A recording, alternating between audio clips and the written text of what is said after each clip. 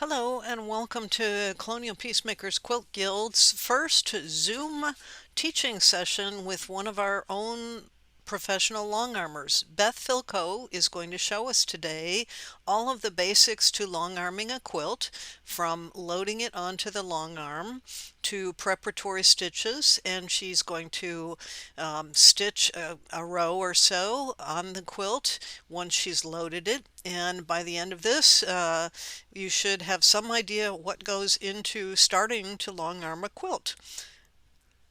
Now I am loading a back. This is a new customer quilt. So I am loading the back by pinning it on my leaders. Okay, That's the first part of getting started. and the leader is that hard canvas material, right? Right, the leaders do what they say. They lead the quilt around the frame. And you look like you have a leader, 3 leaders, one on the front by you where you're pinning, one on the back, and one underneath. Is that right? And I only use 2. Okay. Some people will load differently. I like to do it the simpler way. Yes. Keep it simple. Silly. Yeah. So this is an example. I'm holding up to the camera a pin right now, and this is an example of the large pins that she's using to pin the 2 pieces of material together. Oh, they're straight. I didn't realize they'd be straight. Yeah. I thought they would be, like a safety pin. No. No. Nope. Want it to go quick and easy. And also be taken off quickly and easily, right? Right. Some people will staple. They have a form of staple. To me, that seems more time consuming. Then you have to pull all those out. So I don't know why they do that. And some people have clips that they use. I found this to be the most secure. And how far apart do you put the straight pins? Okay, the first I'll go halfway that way and then back to the middle and then across and then back to the middle. I'll space them out 6-8 inches and then I'll go back and fill that in. Oh, okay. So Carla, are you seeing the spacing on the pins now? Yes, I am. And I see that she's got safety pin. She's got the pins laying in the backing. Right. Or on the backing. Right. Right. And then she takes her supply from that set. Right. So then I go back and fill it in when I'm sure everything's on there, and it's less to pull out if you had made a mistake or something. Okay. So you don't want them touching, but you don't want the fabric to move. If it does, then you lose the straightness.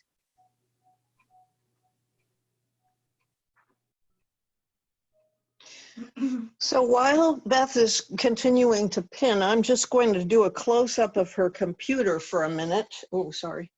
Carla, do you see the computer screen pretty clearly? Yes, I do. Okay, so on the computer screen on the top bar here, you should see File, Edit, View, Features, Draw, Pattern, Stitch, which is where she's on right now, Service, Help, and then down here you see a machine keypad with bobbin cut, single stitch, choose pattern, cancel mode, and select. And Beth will explain a little bit more about this when she gets there.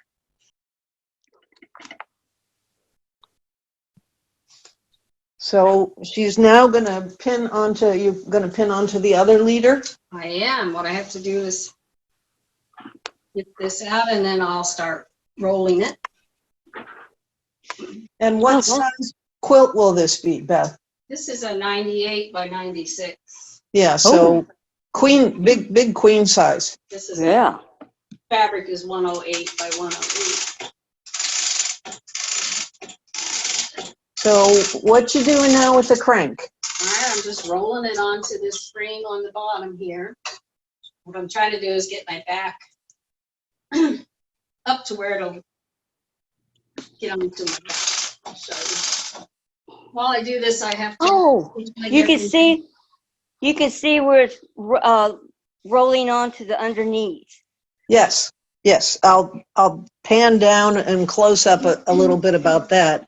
There's the other roller. This is also the time if you see threads. Sometimes it picks up stuff off the floor that you didn't know were there. And if this were a pieced back, then you'd have to be particularly careful not to have a lot of sticking out threads, right? Preferably ravels are all cut. You don't want to see them.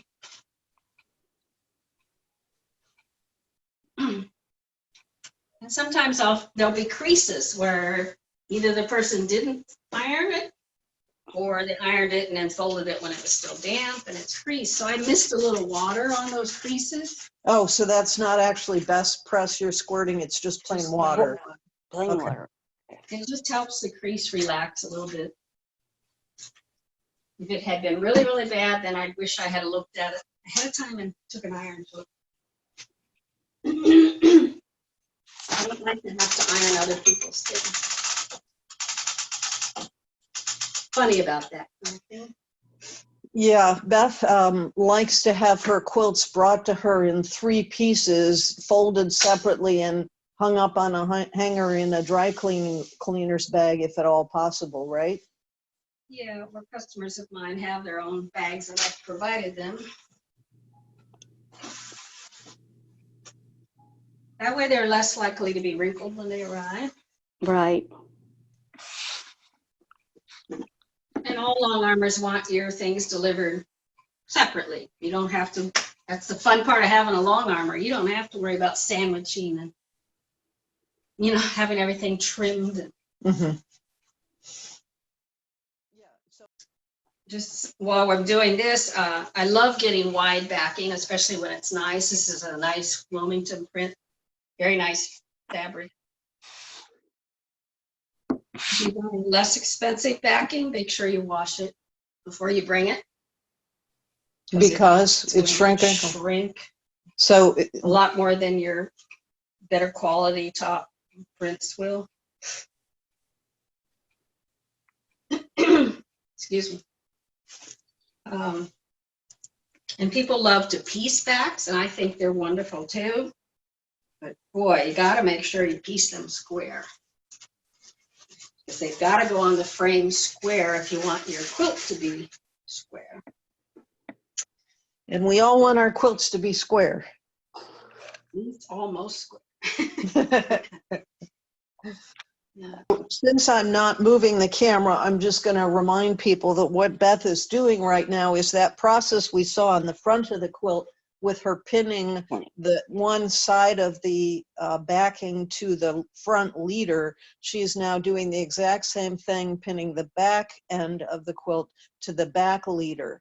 And when she's done with that, both top and bottom or side to side, 2 edges of the quilt are firmly pinned to these rollers. And then as she quilts, the rollers will be rotating and the quilt will remain firmly attached to both of those leaders. So I guess we should call the back one a follower.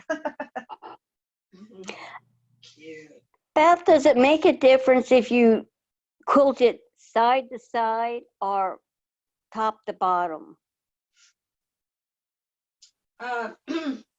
Are you talking about how I position a quilt, turning it Yes, as I lay it on?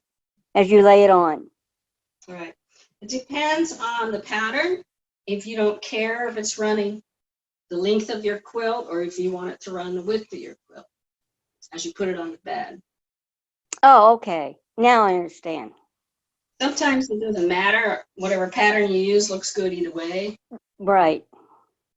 But sometimes, you want it a certain way depending on the piecing of your quilt.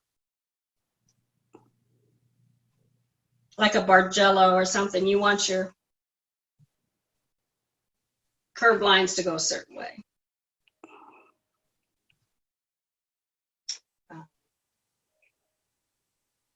Sometimes you're doing up and down. I mean, when your machine's working, you'll see maybe later, while it's stitching, it's going up and down and sideways. It does everything, backwards, forwards, diagonal. And it does stitch better going left to right. I don't know what it is. That way. Now I'm rolling it so that I get it the top where I want to start. And hopefully it will lie nice and flat, and it does. So I'm going to point with my finger. This is the top of the quilt. I'm going to bring it down because I'm going to be working. I want it closer to me. Being short, I like things up close.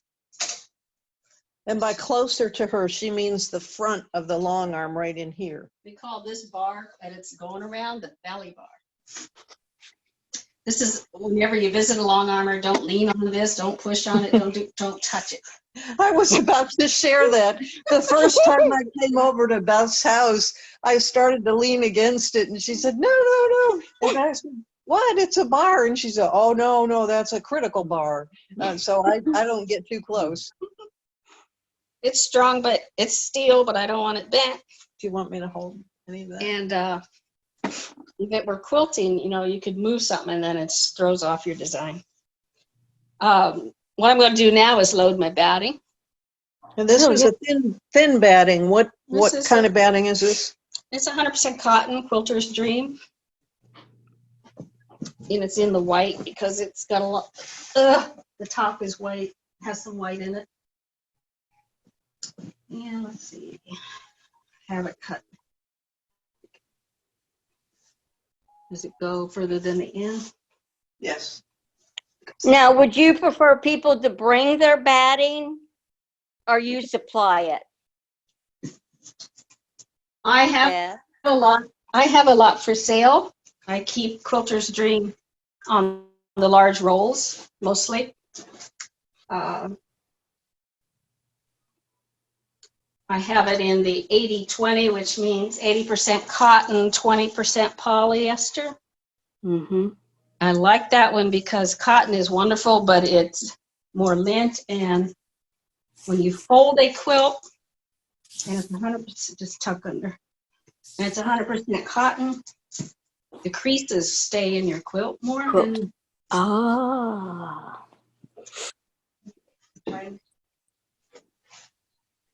This is Quilter's Dream is wonderful batting. So I keep the 80-20. I will keep some packages of cotton, 100% polyester. I keep some black. If you have a black backing and a lot of dark on front, I use black. I have wool. I have a roll of wool, and I keep some large king size wool. Wool is wonderful, wonderful, clean batting. And people who make art quilts often use 2 layers, wool and cotton or a cotton blend. Right, or poly. And it makes it easier to do trapunto and other art techniques that way. Now, are you going to pin that down or you just? I am not, Carla. Good question. On my computer, I'm going to click on Stitch. And it gives me an option. Then I stick on that. It's regulated. Excuse me, regulated gives me an even continuous stitch. No matter how fast I move it, the stitch size will not change. Right now, for this part, because I'm not doing quilting, I have it on 9 stitches per inch. And always start it manually.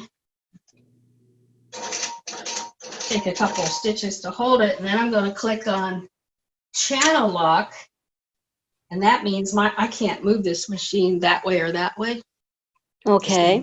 So that way it gives me a perfectly straight line across. And why do I want a straight line?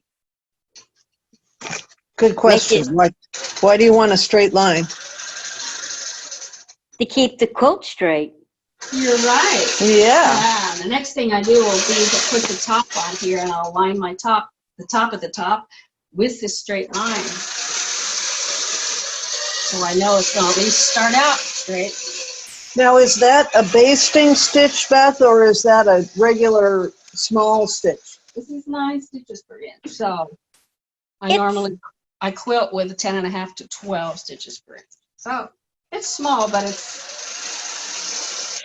Yeah, it's smaller than what we would call a basting Oh, yeah. stitch.